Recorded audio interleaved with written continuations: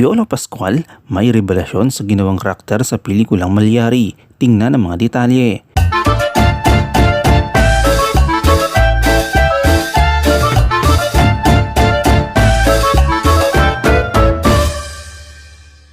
Malakas ang dating at may gulat at hilakbot factor ang trailer ng MMFF 2023 official entry na Malyari ng Mentorque Productions. Nakikita ng mga press people na maganda ang kalidad ng pelikula kaya kinuha ito ng Warner Brothers Pictures para i-distribute.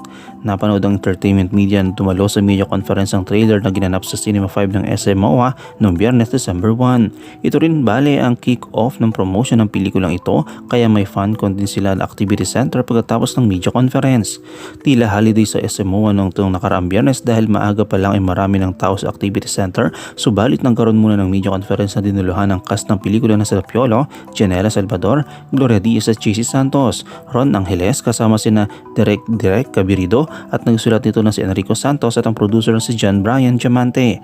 Napailing si Piolo kapag pinag-uusapan kung paano niya naitawid ang pelikulang ito kung saan tatlong karakter ang ginampanan niya sa tatlong henerasyon, si Father Severino Malyari, si John Ray at si Jonathan. Muntik na nga umano niyang tanggihan ang pelikulang ito dahil base sa nabasa niyang script, kailangan talaga ng malaking produksyon. Kaya diretsahan niyang tinanong ang producer kung gaano kalaki ang production value nito. Ayon kay Piolo ay sinabi niya, "It was hard because 3 roles, so I just parang as an actor, that's a challenge not knowing what to expect. By just saying yes, I guess for me, I was up for the challenge and I just wanted to do something different. And when this came about, I guess, it just fell into place and the big production value alone was big consideration. It's very ambitious but they live up to the expectations and everything, so I'm just really happy about that. With this film, with the backing of Warner Brothers, I hope we will be able to just be top grosser but to be shown not just here but internationally para naman manotice yung Philippine cinema and horror genre for that matter because malakas yung horror dito sa Pilipinas. It was really hard but what made it easy was the vision of my director. Derek knew that he knew his vision. He had a vision in his film, his story. Ang pagkakasulat ni Sir Enrico, napakalinaw. It went to several drafts and biggest blessings for me was having an acting coach, Tita Angie Castrens."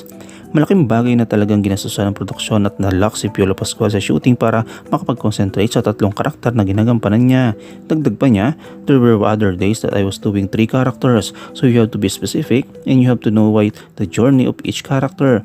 For me as an actor, na ilatag siya ng maayos, I mean the story and every time I would read it from start to finish, lalong lumilinaw yung journey ng bawat character. So for me, malinaw yung pagkakaiba ng tatlong characters but it was really hard. Ang masaya lang because ang laking productions." Para naman kina Enrico Santos at Direk Cabirido, ang pelikulang Pongsoy noong 2004 ni Direk Chito Ronyo ang gusto sana nilang mapantayan man lang pagdating sa intense ng pagkaka-horror nito.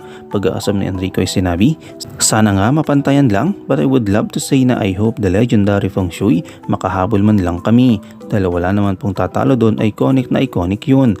Makalapit lang kami doon, honored na kami." Ano yung komento kaugnay dito?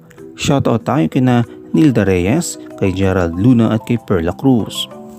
I-comment mo lang ang inyong opinion sa comment section at huwag kalimutang i-like, i-follow, i-subscribe ang bcgram.net para sa mga latest happenings.